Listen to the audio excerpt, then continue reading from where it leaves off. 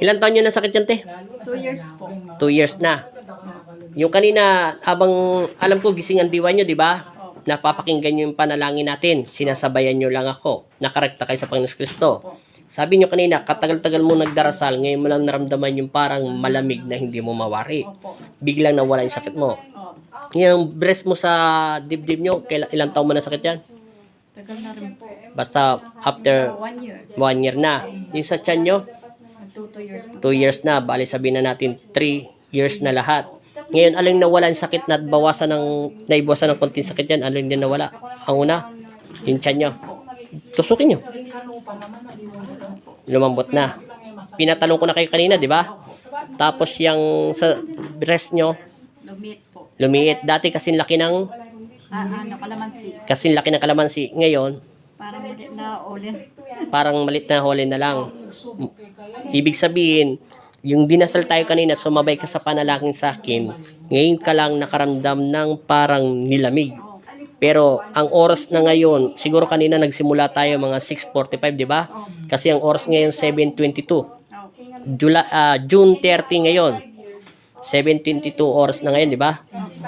Ginamot ka lang ng Diyos mga 15 minutes, di ba? Abuti ng 15 minutes, hanggang gano'n. Pero salamat sa Diyos. Ngayon mo lang, isinuko mo ang lahat ng problema mo.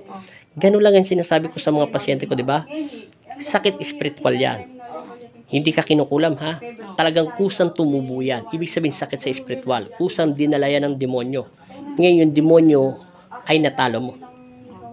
Ngayon mo lang naranasan yon. Di ba ikaw nagpaulit-ulit ko sinasabi, ang tagal mo nagdarasal, di mo naramdaman. Ngayon may ngiti na mukha nyo rito. Maayos na at maliwanas na.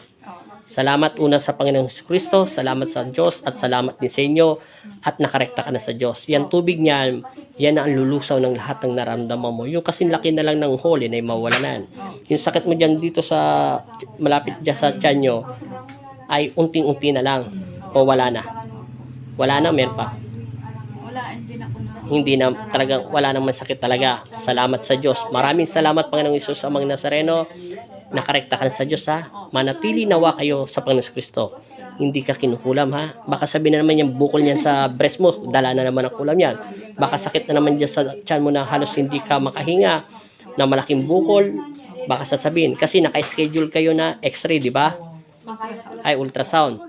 Pag yan in-ultrasound, at kung ano man lumabas doon, dahil may basbas ka ng Diyos at tubig, paniwalaan mo yun. Totoo yun. Kung sinabi niya ay ko tatapatin, dahil yan siyan mo, alam ko, may makita man siya dyan, kapitik lang. Pero sa bukol mo kasi malaki, kasi laki pa ng kanina ng ng kalamansi, di ba?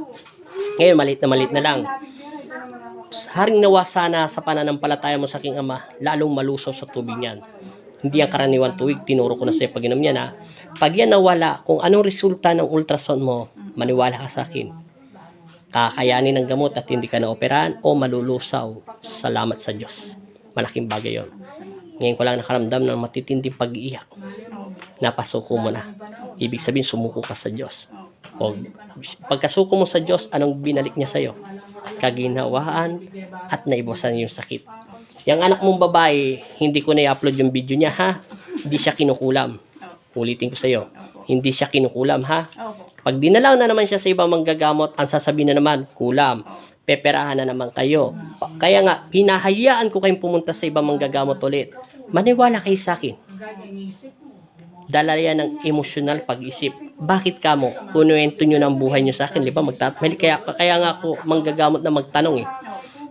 Tinatanong ko ang history ng buhay para malaman ko at itinatanong ko to sa Panginoon Kristo. Lahat ng kinukwento nyo, sinasabi ko sa Diyos.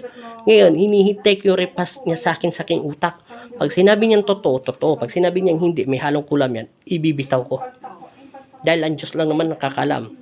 Diba? Hindi katulad yung kanina yung, diba, nakita nyo naman yung taga-Tarlac, diba? Hindi siya makatingin ng diretso sa akin. Dahil yun talaga ay kinukulam. Diba? Lagi ko siya sinasabi, ate, pinapatawa ko lang. Tumingin ka sa akin habang nagsasalita. Ayaw niyo tumingin, di ba?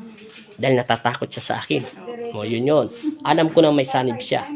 O, kayo, ang anak mo, wala siyang sanib. Kaya, kung ano man nasabi ko doon kanina, dahil totoo yun. Pero hindi ko na in-upload yun kasi confidential yun sa anak mo. Talagang wala siyang kulam. Yung aspergillosis na sakit niya sa utak, yun ay dala ng kanyang hindi niya natanggap. Pag nagawa niya yung katulad ng panalangin sa'yo kanina, Pag naramdaman niya yung lamig, te, mawawala lahat ng sakit ng utak ng anak mo. Yun lang. Salamat sa Diyos, ha. Salamat at God bless. Gabi na, mga 7:30 na ngayon. June 30, 2021. Salamat sa Panginoon Kristo.